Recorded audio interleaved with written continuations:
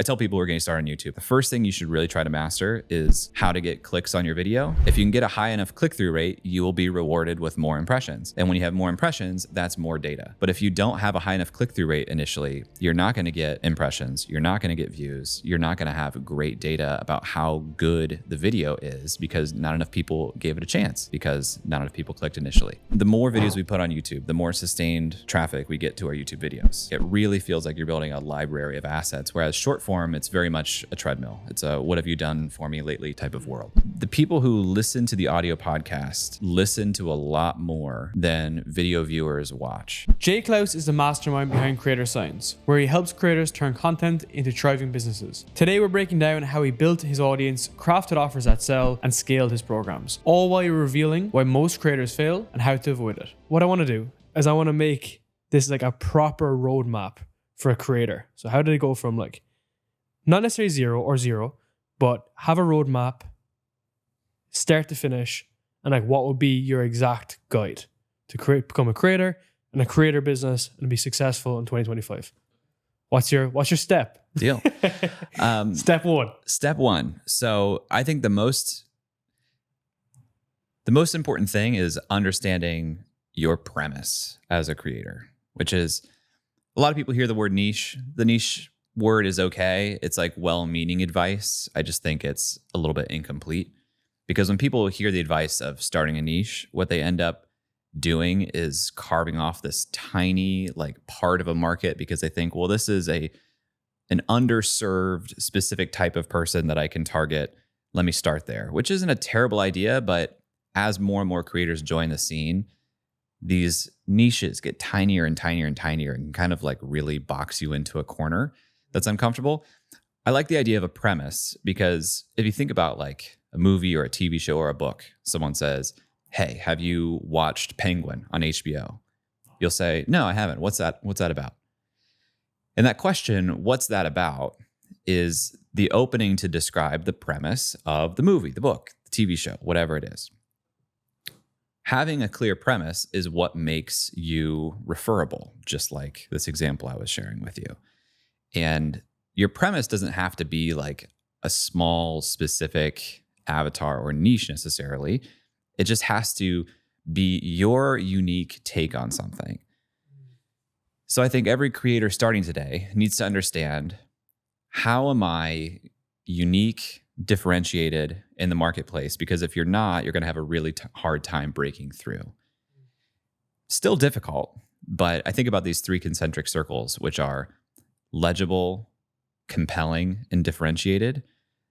You have to be in the center of those three things to have a shot of breaking through. And I can kind of break down each of those three if you want. Let's use an example. By the way, I love your framework. I love your just mental approach to this, because this is, most people don't think about it this way.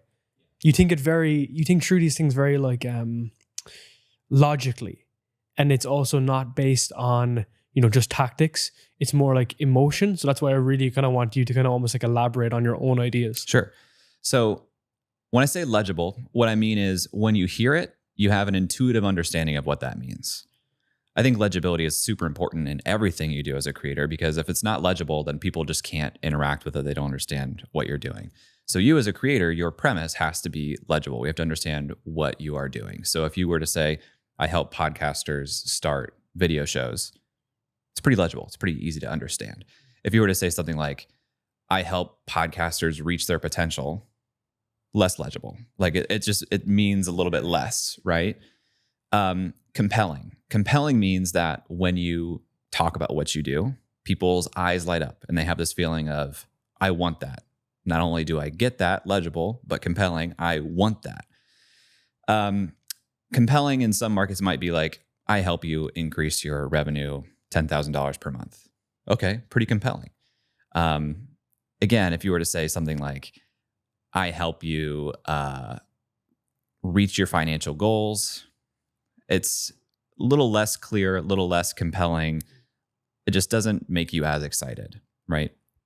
And then differentiated, it's, I haven't heard anybody talk about this way before, So a lot of people fail one of these three things. And if you fail one of those three things, then you have a problem, a competitive problem usually. If you're legible and compelling, but not differentiated, people are probably going to outcompete you. It's just like a competitive marketplace. If you are legible and differentiated, but not compelling, nobody cares. If you're compelling and differentiated, but not legible, nobody understands what you do. So you have to have all three of these things. And that doesn't mean that you have to have these all to start like posting content or whatever. But what I see is until you get clear on these three things and how you fit within them, you have a really hard time getting real traction or having like real infinite potential. Just want to take one quick break to ask you one question. Have you been enjoying these episodes? Because if you have, I'd really appreciate it if you subscribe to the channel so that more people can see these episodes and be influenced to build an online business this year. Thank you. How do you think about that in terms of when you create the content? Is this to educate people, inform people? The way I describe it is like you kind of want to solve a painful problem for a specific user that's easy to find online. So like in your instance, you're helping creators create content businesses. That's a pretty big problem to solve because everyone, for the most part, can't monetize their audience. So how do you think about specificity with the avatar? Because this is the stuff you do before you press record. Yeah. You know? Well, the reason I think about this stuff so deeply is because I think the market I operate in is very competitive. I think the online business space is incredibly competitive. And if you want to have a chance of standing out, breaking through, being more referable than other people in the marketplace, then you have to be differentiated. And so, if I were simply to say, I help creators build content businesses, legible, maybe compelling, not necessarily differentiated. So my point of differentiation is actually built right into the brand of Creator Science, where I try to take a much more rigorous, analytical, process-based approach, right? That's what I think is my unique spin on the creator business. Sometimes, though, that starts to make things a little less legible. It's like, well, what does that mean? But I think it also adds to the compelling angle, like Creator Science. What do you mean by science? Because this is a creative type of thing. So yeah, I had to think about this very deeply because I found myself just kind of in a sea of other people really doing or purporting to do similar things.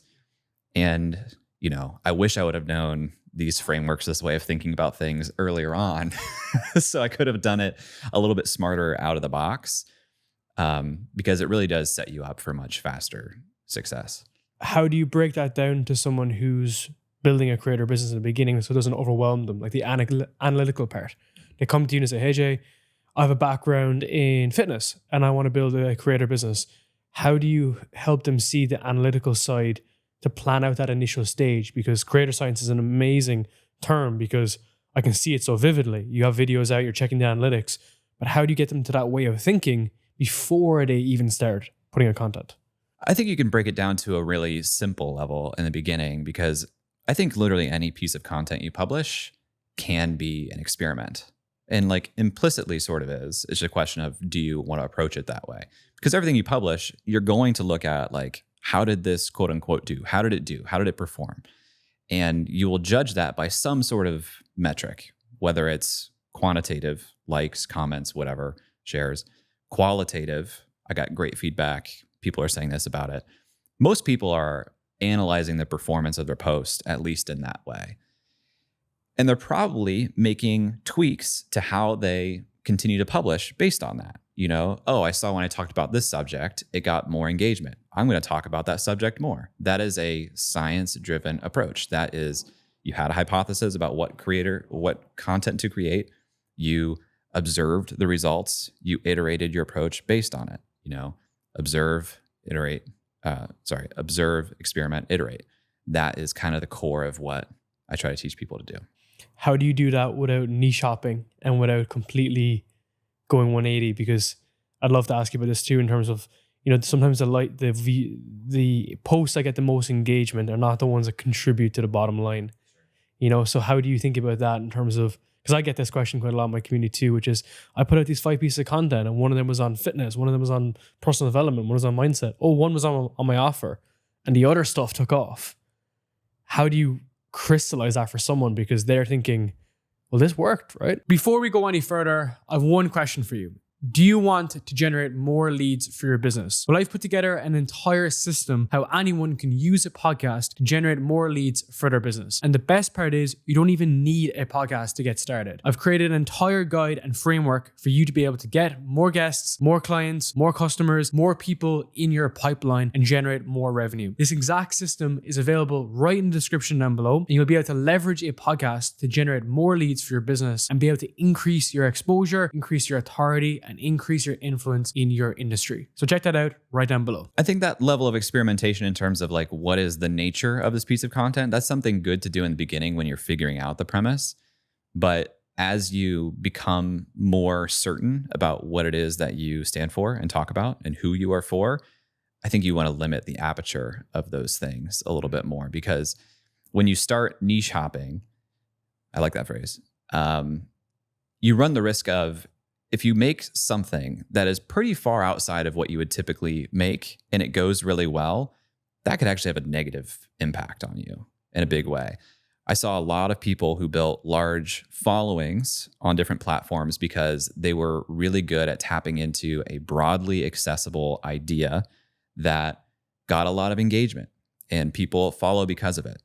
But if that person doesn't have some amount of consistency, some through line into what they talk about, then people aren't going to stick around and stay interested. And on discovery platforms, social platforms, if you collect a following that doesn't actually understand what you stand for or consistently is interested in the things that you talk about, it actually becomes this like albatross around your neck weighing you down.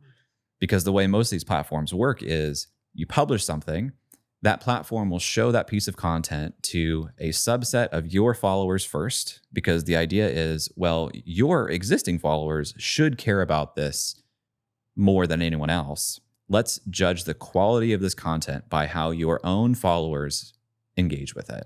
And if that goes well, we'll expand the aperture out to a larger audience. If your followers are this wide mix of people who are interested in very different ideas that you shared, it's going to be really hard to find success with any piece of content thereafter, because there's no targeted, consistent interest uniting that following behind your ideas. I felt that quite a lot because, I've had like an online business podcast, and then I've been, now it's much more dialed in on audience growth, building offers, creating content. But at the same time, I've opened it up more into like almost like relationships for entrepreneurs. So it's kind of like tangential, but at the same time, that shot me in the foot. So like I'm speaking from like experience a lot of times with this, but I've observed, I would like to get your thoughts on this as well, about how specific YouTube is now becoming. Whereas before it was like, okay, you could have you could have a channel with some vlogs and then some info videos and some education videos. But now I find that it's putting people really inside of specific buckets. I spoke with Brett Malinowski with this. He's such a smart guy when it comes to YouTube. And it's like YouTube are just trying to basically put you into that bucket and be like, okay, this person helps people with X growing on Twitter. Now he's talking about something completely different. It's not really validating that purpose anymore. I'd like to get your thoughts on that, because YouTube does seem to be evolving very rapidly towards searchable content.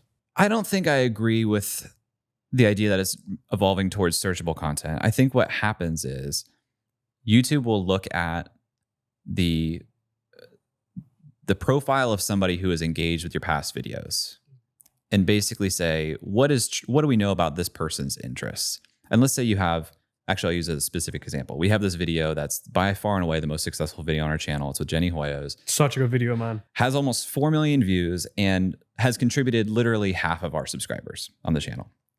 So half of our subscribers came from a video that's interested in YouTube Shorts. YouTube looks at that audience and says, okay, let's build a profile of the viewer who liked this video. And when Jay posts a new video, we're going to show it to his audience first to see how they engage with it, as I was just saying. And if his audience does well, we'll expand it to a broader audience that doesn't already subscribe or hasn't watched his videos before. And they're going to expand it to similar audience profiles as to what have looked at my videos in the past. So if the typical viewer who subscribed to my channel from that Jenny video is clearly interested in shorts by their viewing behavior across all of YouTube, YouTube will find other viewers who have similar viewing behavior. And if this new video I post is not about YouTube Shorts, when they get shown that video, they're not going to click on the video. And so CTR is going to drop and it's not going to be interesting. YouTube is just trying to do their best to connect your videos with the people that will like it. And they judge that based off of the people who have already shown to like your videos. So when you are very consistent in kind of the topic, the premise, the ideas of your videos, YouTube is more likely to be correct in their targeting of new potential viewers. So when you really go all around and there's no connective tissue between the videos that you make and the packaging of those videos, then YouTube gets really confused. That's interesting because I would observe that Jenny Hoyos video and say people are broadly interested in content, and just like these are people that are interested in content overall, and that specific use case is of short form. I think so, but it's hard to say because it's such an outlier video that it really has the power to skew things. Now, I am glad that it's within the zone of content creation because, like, let's say I had made a video about relationships, and that video took off. Suddenly, half of our subscribers are about something that I'm not going to continue to create content around.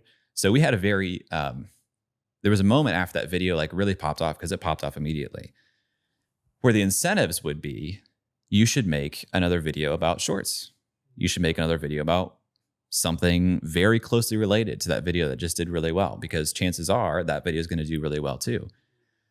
And this is where a lot of people get stuck. This is called audience capture. When you make a video that does better than you expect, and now you're incentivized to make more videos like that. If those weren't videos that you wanted to make more of, then you shouldn't have made that first video, essentially. And it can be really hard to get away from. You call that the regret test? Yeah, well, as the creator, you would regret that. As the viewer, it's just going to be confusing. This is why, this is really, really bad for people in the political realm, because politics are such tribal interests that if you have a video that really appeals to one side of the political spectrum, you're going to be pulled to do more and more videos in that way, and in increasingly extreme ways. So it applies to every type of creator, though. Like, if you create a video that really resonates with a type of person, you're going to want to create, or you're going to be incentivized to create more videos like that for that type of person. Let's go a little bit deeper on that. So that polarizing view, and I spoke to Jenny Hoyos about this actually, which is how can you have an opinion that is thought-provoking, it is perspective shifting, but it doesn't alienate you or be controversial in a negative light? How do you do that? Because you kind of have to stand for something, right? Yeah. I don't think of polarizing and controversial as synonymous. To me, polarizing is you are taking a strong enough stance that some people could disagree with it. Controversial to me has like this undercurrent of like intentionally antagonizing in a way, right? So I think both of those things are viable strategies for engagement, because there's this great book called The Chaos Machine that is a journalist who like really went into understanding the incentives behind social platforms, namely Facebook, YouTube. And what they found was these platforms have really been engineered, not necessarily intentionally from the standpoint of we think about how this impacts human emotions, but the incentive structure of what performs better and retools the algorithm. Outrage is the number one driver of human engagement. And so leaning into controversy or polarizing ideas, it will work, quote unquote, for getting engagement in your content. But if you don't want to attract that type of viewer, then don't do it. I talk about this with creators all the time. If you want to lean into outrage, you will see success faster and you'll get more engagement, but it will collect an audience that wants to participate in outrage, which is not something I personally want. And so I choose to steer clear of that. it's like the emit, your business is a reflection of you, but to do with content, so your content and your audience is a reflection of you.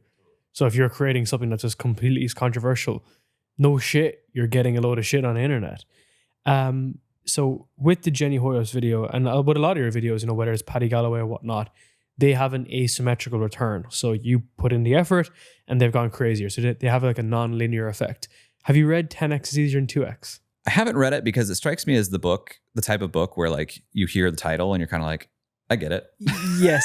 So whenever I recommend it to people say that, and I'm like, yes, but you kind of have to look at the examples or the case studies or the examples they have in the book. And it's an amazing book. It's from Dan Kennedy.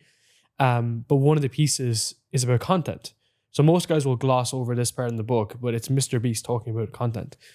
And the idea was, if you just take that extra bit of time with the video and you just do a small bit more, let's say it's like, it'll end up being like 2 times or 3 times or 4 times as good because you just reviewed the title, the thumbnail again, and the intro and the hook. But that will have a 10x to 100x nonlinear outcome. So when you're going through the humdrum, putting out episodes, putting out YouTube videos, if you just slow down and make those small directional changes, it can have 100x of an impact. And it's the same input because your new baseline of standard is at higher. And I noticed that with your videos, the editing that your producer does over it, it's very unique for a podcast on YouTube. How do you think about that? Because that's been the success of the Jenny video in many regards. Is that small? As I looked at it and I analyzed it, even when it came out initially, which was like a year ago. And like I said, the editing was amazing. Well, thank you. And that's what made it was really good because she explained the storytelling concept. Yeah. And you could see it, like it was visual on the screen. I believe the same thing about on YouTube specifically, or any discovery platform. When I say discovery platform, I mean any publishing platform that has a built-in mechanism for discovery. Typically, it's going to have an algorithm. Typically, it is fueled by advertising. So on any discovery platform, there are nonlinear returns for how well a piece of content does. YouTube, and especially the way that we do our videos where we shoot a remote podcast, which are not visually interesting out of the box. Like how often do you go on YouTube and watch a side-by-side Zoom recording? Basically never. So to make a remote podcast interesting, you really have to do a lot of editing, in my opinion. And so we have limited resources. We have one editor on the team. He's also my producer. He's also my scriptwriter. And so he's great. He's great. Connor's great. Our bottleneck on the YouTube side of things is Connor's capacity until we hire another editor. So we made the decision that even though I produce and publish podcasts every week because I've been doing the audio show for 5 years now, we couldn't maintain that pace in video because it limits what he can do in post-production on those videos. And we realized it would make more sense to spend more time on the videos we think are highest potential than trying to just publish something in video every week, because there would be a clear trade-off for how well we could edit based on our resource constraints. So what's your litmus test and filter for what goes on YouTube? We think about our audience. We know the core audience of our YouTube channel is interested in YouTube itself. And so anytime we have a video that has some relation to YouTube, or an interview, I should say, anytime I do an interview that has some relation to YouTube, we know that's going to perform better than if I were to talk to an author, That's crazy, right? And I saw you on your podcast too. And it's happened to me a lot too. Yeah. The other podcasts are the most insightful, but they just don't perform well. Yeah, because a YouTube audience cares about YouTube, at least when you're talking to creators as I do. So we think like, is this guest someone that is recognizable by their name and face on YouTube? Or is this topic something we think is interesting to the typical audience on YouTube either? And a lot of times the answer is like, yeah, maybe. But if we have a few interviews that we think are slam dunks, absolutely, we're going to put more resources there. So speaking about the non-linear, tell me about the giving people candy versus vegetable approach, because that's for YouTube 101. Right? Yeah. So YouTube, in my opinion, the first game you've got to learn to play is the packaging game. How do we package a video, title, thumbnail, the idea inherent in such a way that we maximize click-through rate? Because first and foremost, I tell people who are getting started on YouTube, I'm like, the first thing you should really try to master is how to get clicks on your video. If you can get a high enough click-through rate, you will be rewarded with more impressions. And when you have more impressions, that's more data. Then you can really get more reliable data on how retentive was this video, because it'll impact AVD down the line. But if you don't have a high enough click-through rate initially, you're not going to get impressions. You're not going to get views. You're not going to have great data about how good the video is, because not enough people gave it a chance, because not enough people clicked initially. So we think about the packaging of the video from the standpoint of this has to be something people really want to watch when they see it. And we have this idea, like, people prefer candy to vegetables. We have to make this, because our videos are very educational. So we're like, we have to make this vegetable look like candy so that people will eat their vegetables. And, you know, for better or for worse, what people want to click on are big promises, things that are going to be easy to achieve, big outcomes, big dollar amounts. You know, they want things to seem amazing with very little effort. So our packaging a lot of times is leaning into the most aspirational, exciting aspects of a conversation to get people kind of in there to continue and give the video a chance. What my friend often says to me is like, the thumbnail sells the title and the title sells the intro. You know, and it has to have that complete direction down. But I think the titles have just been taken out of context a small bit sometimes, right? Because the people focus so much on the dream outcome by like Hormozy. And it's like, okay, what's the dream outcome? What's the effort and sacrifice? Nothing. What's the time delay? Now. And how can you get started? Which is immediately. So do you recommend people have a bank of titles to work off? Do they rework the titles based on what's successful? Because we'll often see you can take something from like the finance niche and put in the personal development, and vice versa. Yeah. I mean, we think about packaging broadly before we ever do the episode, even before we do the outreach for the guest. Interesting. Like we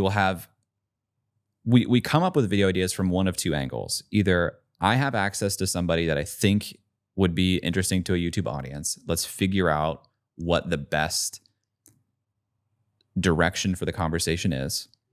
Or I have an idea that I think will be interesting to a YouTube audience. Let's find the best person as like the vessel of that idea, because we think about our videos as conversational education. I really want people to basically show up and teach a workshop without having to prep. So I have to guide the conversation and also pick the right person who can teach effortlessly. Anyway, so once we have one of those ideas, we will start thinking of titles that we think are interesting and that we can come up with a thumbnail concept for. Thankfully, with interviews, the thumbnail concepts are pretty easy. Like, you actually want some familiarity with the viewer that this is an interview. So, you know, for better or for worse, the tried and true is like, here is somebody's face on one side, here's a little bit of text on the other side, and that's pretty much it, right? So we will think about titles before we do the episode, and we'll come up with, 15, 20. We will sometimes look at titles from other niches or even other interviews. But, when you're predominantly an interview show, the titles are less like from other niches and more just like, what's the message of this conversation? It's the overall theme, right? Like, what's the central message that runs through the entire video? And I guess you could bake that into the title beforehand, but it's just making sure that it delivers on. I think that's a challenge with interviews, is that anyone who's doing long form video, we got to make sure that even this, like the pacing of this conversation, flows into the title. And I have like 15 titles already sketched, right? Yep. But we got to make sure that I remember hearing Colin Samir talk about this, it was yesterday I saw this, which was, you want to respect people's time.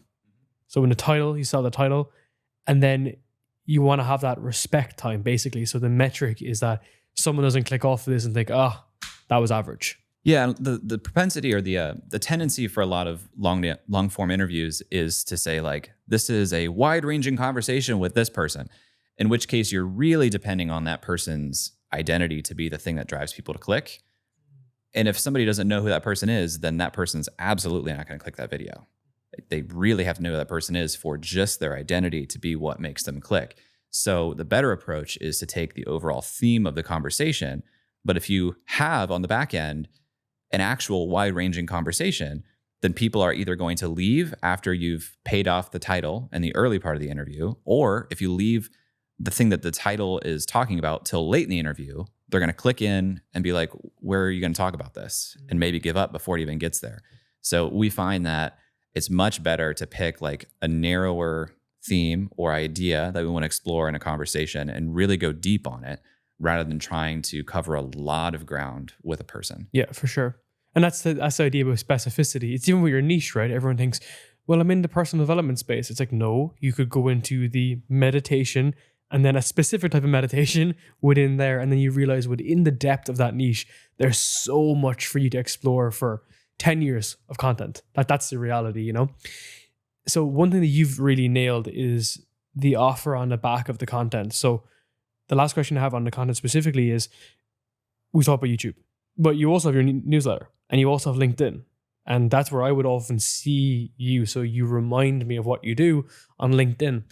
How much emphasis do you play on that? Because for a lot of creators who are trying to go like full-time and pro with this, it's like managing so many spinning plates. So we talked about our team structures earlier.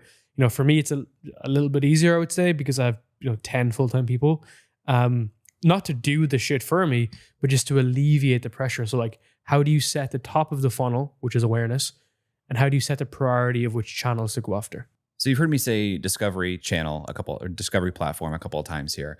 I think about broadly all the places you could publish as either a discovery platform or a relationship platform.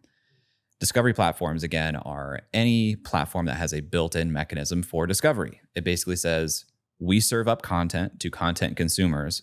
We as a platform are incentivized to connect the best content with consumers because it keeps those consumers on the platform. We sell more advertising. So anything with an algorithm, we're talking about social media and YouTube, and you could even put like articles that are getting SEO traffic into this bucket.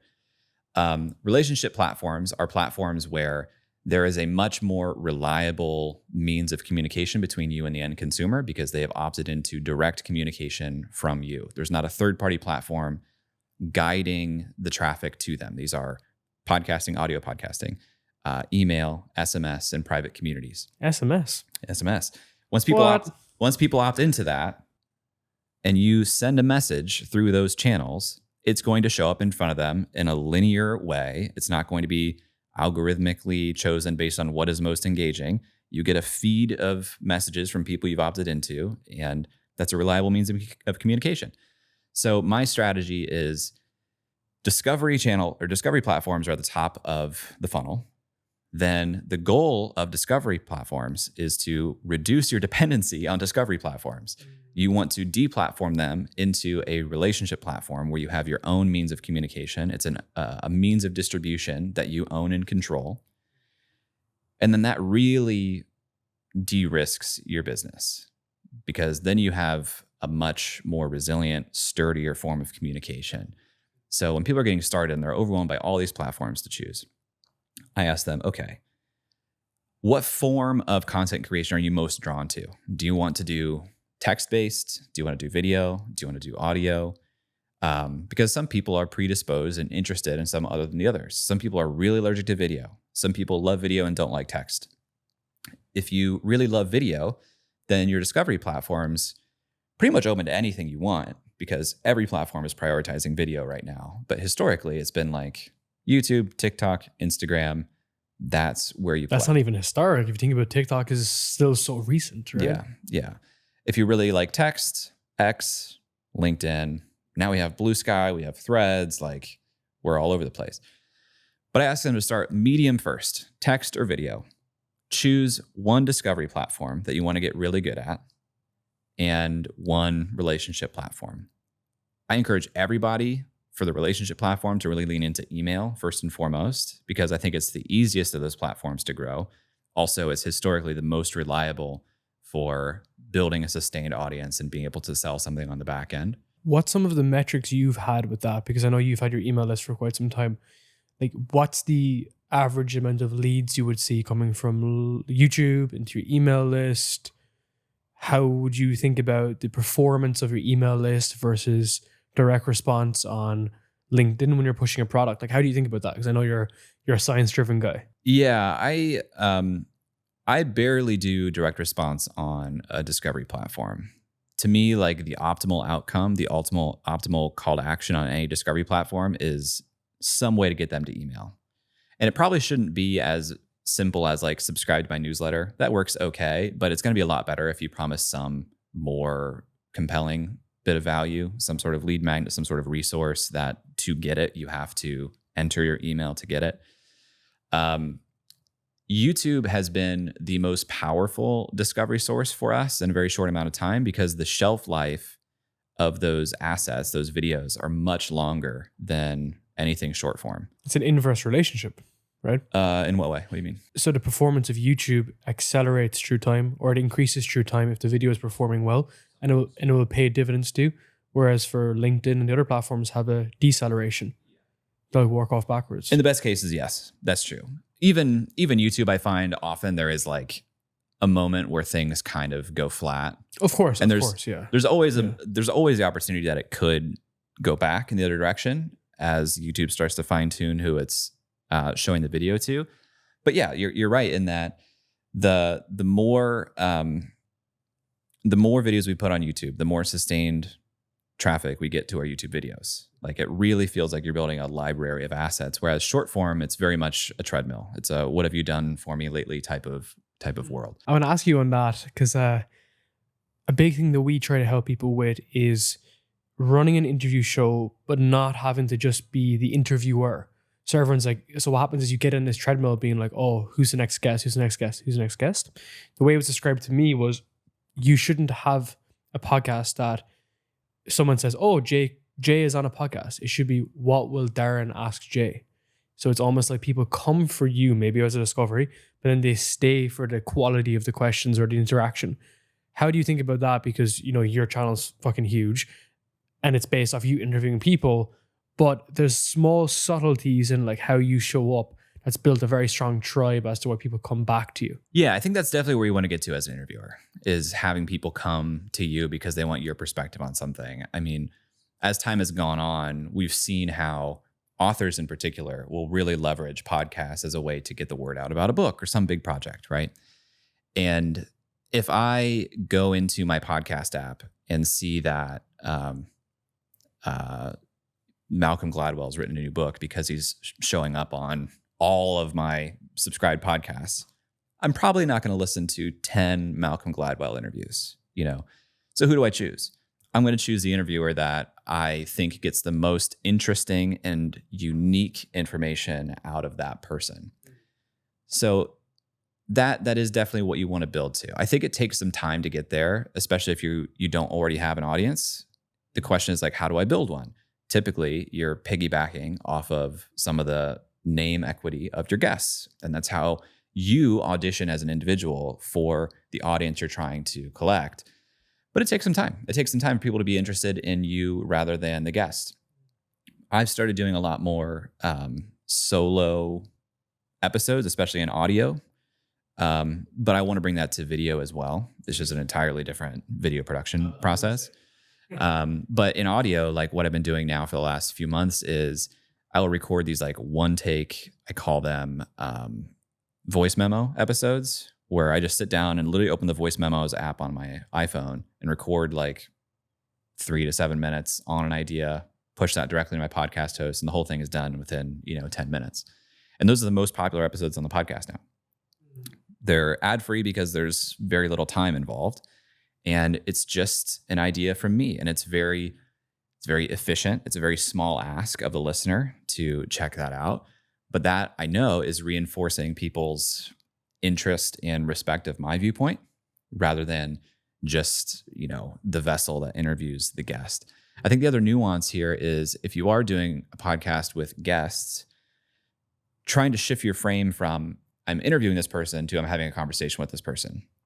It seems like a very small nuance, but people like to listen to something that feels like these people are friends, because to them, now they're in a conversation with friends rather than they are hearing an interview.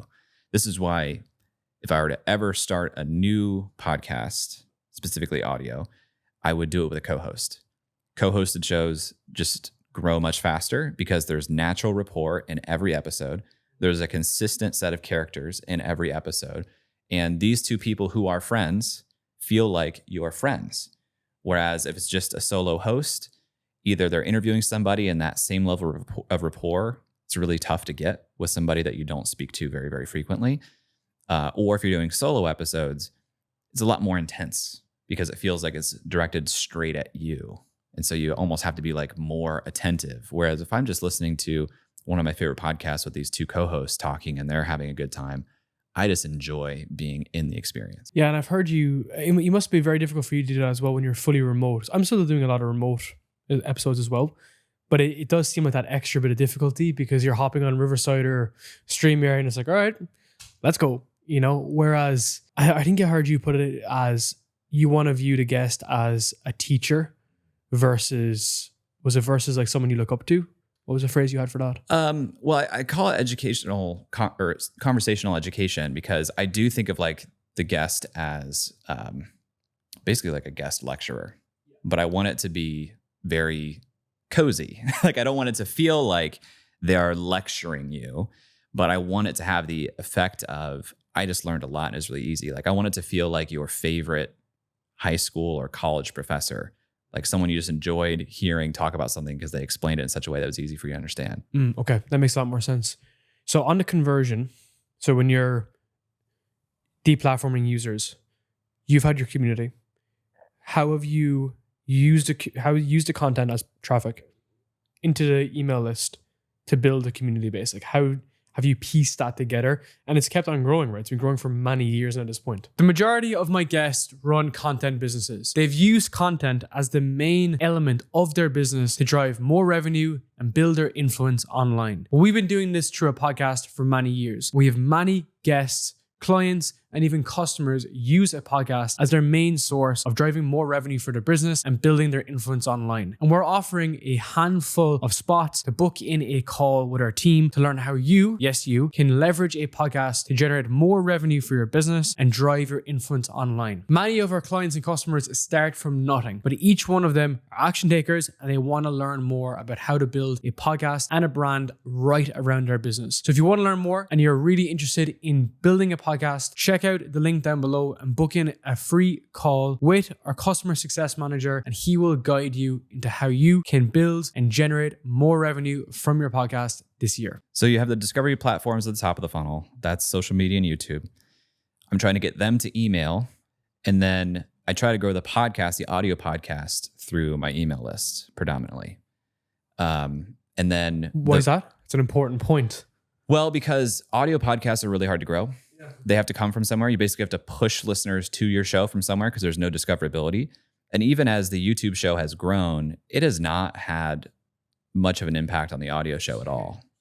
So you really have to push people from somewhere. And I found that email is typically where I have the most success, other than guesting on other people's audio podcasts. Question for you is, why do you want to grow on audio as well? Would you not double down on just video? The people who listen to the audio podcast listen to a lot more than video viewers watch. So this is interesting. I can reach more video viewer. I can reach more people by focusing on video because it will get in front of new, unique people. But an audio subscriber will listen to the majority of my episodes, whereas a new video viewer might watch that one video and never watch other videos. If you looked at your own analytics, you might be surprised too. But what I see is a huge number of non-subscribed views to each of our videos. And it's not at all a certainty that people will come back and watch another one of them. Whereas if you do get into audio, you've already probably been following me for a while and you're interested in my perspective, and now you're like really in it. So when somebody joins the lab, which is the membership, their application, there's a line that says, how did you hear about the lab? By far and away, the majority of responses is the podcast. So the podcast is the highest impact, bottom of funnel conversion tool that I have. So the logic is if I get more people to like me enough to want to listen to the audio podcast, that's going to grow the product. Yeah. That's it's just so wild because it's just true for every business. You know, I had Ravi Alvula on a podcast 2 weeks ago, and the dude he's just such an operator, but he's tracking everything, like every single piece of data someone goes on a journey. And something like 60% of his high ticket clients, which bear in mind is like 40K a day at this point, probably 20K a day, is coming from YouTube. You know, like the last point is a 50 to 70 minute video he has, and then they book a call. And he tracks everything like to a T, so it's not like up in the air. It's not a hypothesis. I think I could probably get there. I haven't done a very good job of connecting YouTube to the rest of the business, to be honest. It's been, just haven't. It's been like a blind spot. And also, we've been focused on sponsorships on the channel more than selling our own offers on the channel. So that is actually a change we're making this year. If you think about it though, what you could do there is just have a lead magnet, which brings them into there, and then the flow on the back end. So like me and Tim Stoddard have a different opinion on how the email sequence should work. His approach is like, you know, you have the YouTube video, you put them on the email list, and then the first ask is to join the community. Mine is more like a 7 to 21 day drip, which is like telling my story, my journey, what I've done, and then there's the ask, you know? So, but that's just a very simple way to connect it. And then it's just all connected, you know? It's a big miss on our part, is not having like a very clear, every video that we publish has a clear call to action to some resource that's in the top of the description that gets them to email. We should absolutely be doing that. I think, just to give you a little bit of kind of advice on this, I think the best performing lead magnets I've seen are one lesson from the program. And it's like a 40-minute video, and it's one lesson, part of like the 60 lessons. And that's it. And I've literally bought programs, very expensive high ticket programs, because they gave away a full lesson, and it was like a Miro board. He went over everything and he stripped it out. It takes like, on ConvertKit, it takes like 10 minutes to make, you know? And that's the reason I'm saying that so passionately is because like that's what we're doing for our clients, is like we just give something away that someone would charge $200 for. And then it just works, and subscribers go up, and you can, of course, set up whatever sequence you want from the back end then. How have you seen your community grow? So I've seen your charts. It's interesting because I watched your video and you said that 1 year you took a bit of a back step. You went backwards or flatlined, but 3 or 4 years ago. How did you think of the growth with the vision you have for like long-term sustainable growth as a creator? Well, the community's grown pretty consistently over the last 3 years. The lab launched formally in March of 2022, and basically year-on-year growth since 2021 has been very rapid. The year of step back revenue growth was 2019. I started doing this in some form in 2017, but it took me 4 years to figure out that like premise thing I was telling you about. Same. Took me 5 years. So, you know, year 3, we had a step back in revenue because in year 2, I was freelancing and basically taking on anything that would pay. And then I realized this is not going to work. Like I can make money doing this, but this isn't going to build any type of like jumping off point or platform for me. So I just like stopped doing a lot of that so I could focus on the content, focus on being more consistent with what I was doing. Community growth, again, a lot of that is driven by that middle of the funnel email and podcasting. It's people who have been following my work for a long time. And when you've been publishing in some form for 8 years, that number is just growing all the time. And when you have a good peer-to-peer member experience in your membership, there's a lot of word of mouth. Can you explain that? Because that was something very interesting you said to me this morning. When I think about memberships, and I don't use the word membership as synonymous with community, I do think one of the key benefits inside of a lot of memberships is a community component. But when I think about memberships as a product, there's usually a spectrum between, is this giving people premium content that they can't get outside the membership, or is this giving them peer-to-peer experiences within the membership? And a lot of memberships blend the two. But my membership, the lab, leans much more on the peer-to-peer side of things rather than the premium content side of things. And so the value is the experiences, the interactions between the members. This is a place where professional creators just don't find these type of conversations elsewhere. You know, the goal of the lab is for members to experiment and grow together. And you and I are running experiments in our business all the time. We learn from those. Maybe we have one or two other friends that we share what we're learning with. Now imagine that in a community of 200 people they're all experimenting. They're all sharing what they're learning, what's working, what's not working, some interesting insight that has been helpful to them. Those spaces at that level of scale just don't exist online. So that's a unique space. When people are in there and they're having a good experience, they are probably going to tell some of their friends who are not in the community about it, or maybe mention offhand, like, hey, I saw this experiment in podcast growth that Jay shared in the lab. They're gonna be like, what's the lab? And it gets back to this premise idea. But yeah, it starts to kind of grow itself. But if you consistently talk about it over time also, then as your audience grows, there should be a direct correlation between the scale of like your reach on a discovery platform to the revenue you're earning. If there's not, then you have a broken problem. Yeah, so this is probably a little bit too intense, but I always say it's like, I say you can have like 1,000 subscribers for every $1,000. Theory, if it's in good position, because it's kind of how we kind of got it. It was that as YouTube grew, just the businesses grew like I would almost linearly to some degree, and a lot of channels are like that. We have some channels that have 25k subs, and they're crushing it, man. They're doing like 70, 80k a month. It's crazy. It's crazy.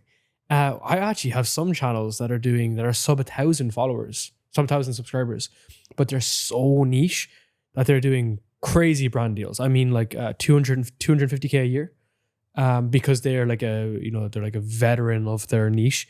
So that's kind of like a weird kind of tangent on that.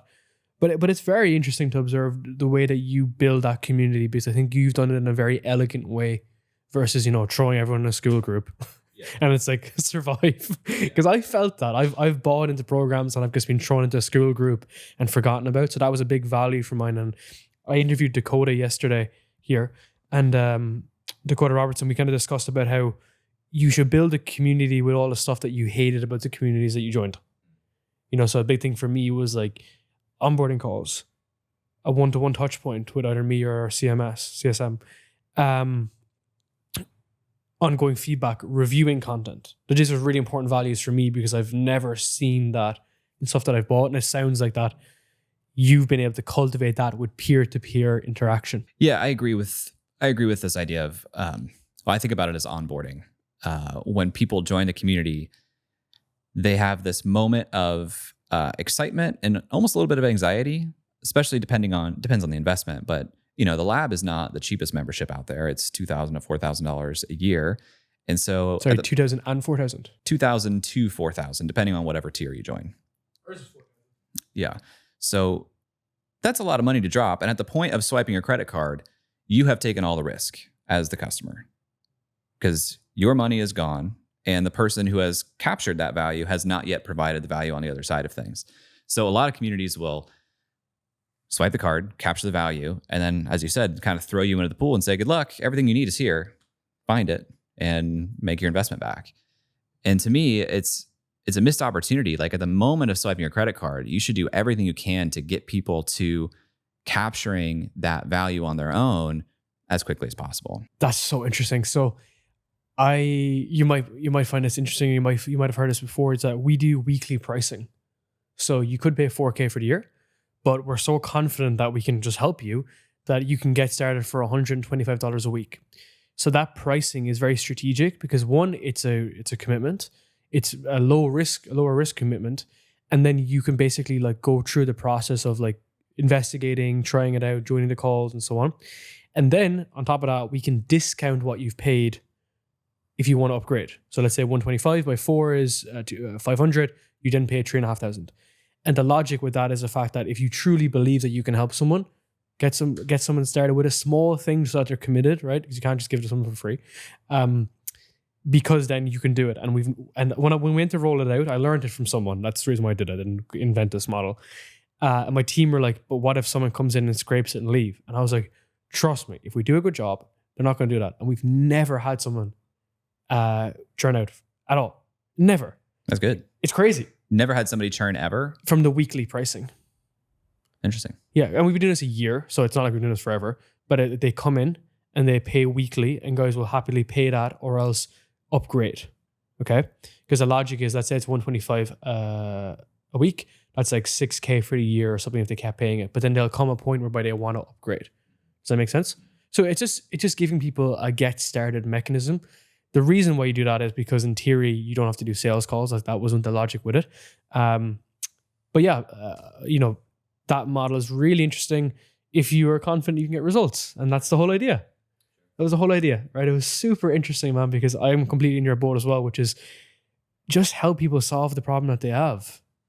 And then everything you want will come from it. Like that's the irony of the situation. There's no like, I don't know, like in the online space, there's a lot of smokes and mirrors and wolves in sheep's clothing and things like this, which is like, if you truly believe you can help someone, you can get started for something much smaller. Yeah. That's interesting. I'll be interested to see how that plays out 2 years from now, 3 years from now. I also think there's, depending on the service you're providing. So you have people come in, they have a very specific thing they're trying to solve, right? And you get to work right away, basically delivering the outcome to them because you like work hand in hand with them, right? Well, in theory, we still have the community, but yes, they have a client success manager, and we were trying to add in more accountability and stuff as well. But in theory, we're getting them either up off their podcast or growing their podcast. And then if this is on the community now, by the way, and then we're helping them build the offer and they're growing the offer. Interesting. It's a cool model. Yeah. It's just the fact that like most, as you've probably seen as well, like most people don't really know how to build an offer. It's tough, right? It's building a business. So it's like, okay, it's just interesting, as I said to you earlier, is that we've gone down the path of like, okay, having to help people like do the landing pages and VSLs and pricing structure, sequences and book a call funnels and how to run sales calls. Because what was happening is like, it's always the next problem was it popping up. It was like, hey, we got all these calls booked off the back for a podcast. How do I run a sales call? It's like, oh, actually, I actually built out a sales system for our sales team. Let's give them that, So our program looks long and it probably is long, but it's trying to work on the full spectrum. Yeah. I don't know. It's interesting, right? Yeah. You can do anything. You can do anything. You can do anything. You can truly do anything. And like doing things differently is a competitive advantage in a lot of ways. Because it's that differentiation point, right?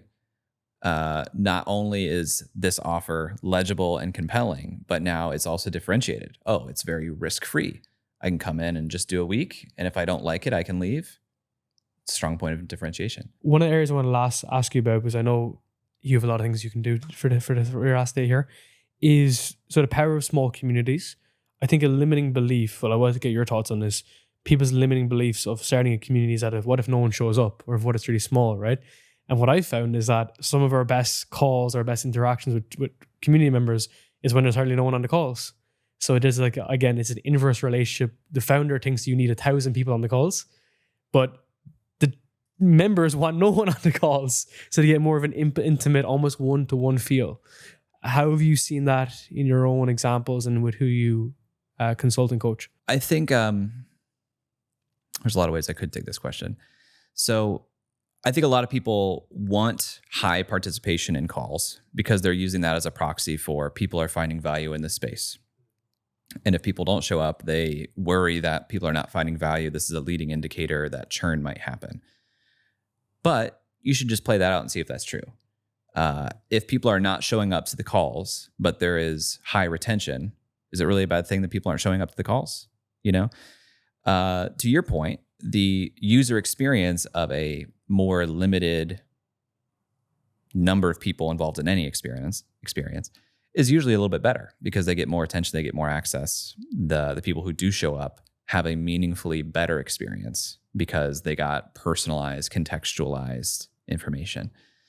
I think that if you like the struggle a lot of community builders have is they have a lot of success early because people come in and it is a small experience and they feel like this is amazing, this is different. I have more access. I know everybody here. I am getting personalized, contextualized advice.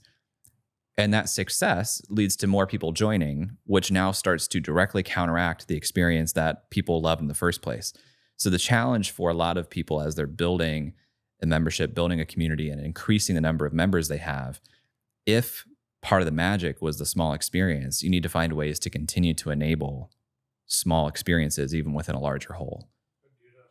It's tough. I think you can either have like just more programming, because typically the more programming you have, the fewer participants on average you'll have to each individual thing. So like by nature of that, you'll just have smaller calls because you have more of them.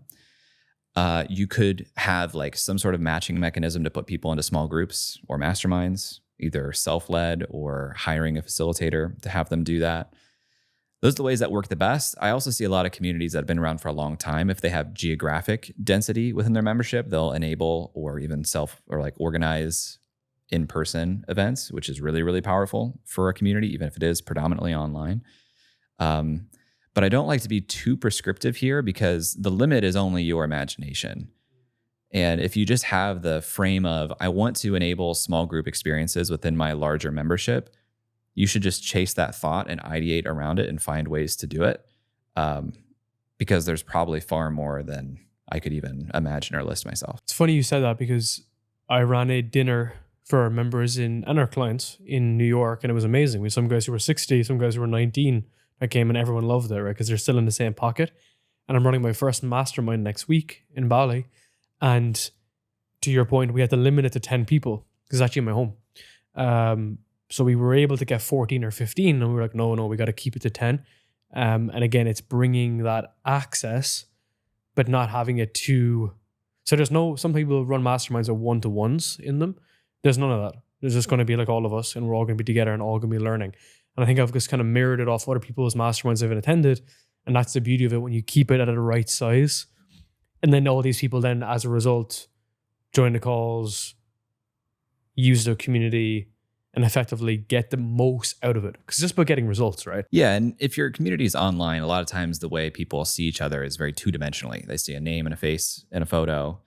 But once you have like a real-time interaction, either on a video call or ideally in person, you have a much more high fidelity relationship with that person, and you start to feel almost like a responsibility for their success as well. So if you feel like you have a real connection with somebody, when you see them post in the community, they're not just a name and face that's two-dimensional. It's somebody that you know and you want them to be successful. So the more you interact, the more you create interaction between members of your online community in real time, the more successful the online aspect will be. That's awesome, man. Big thank you, dude. Yeah, thanks for having me.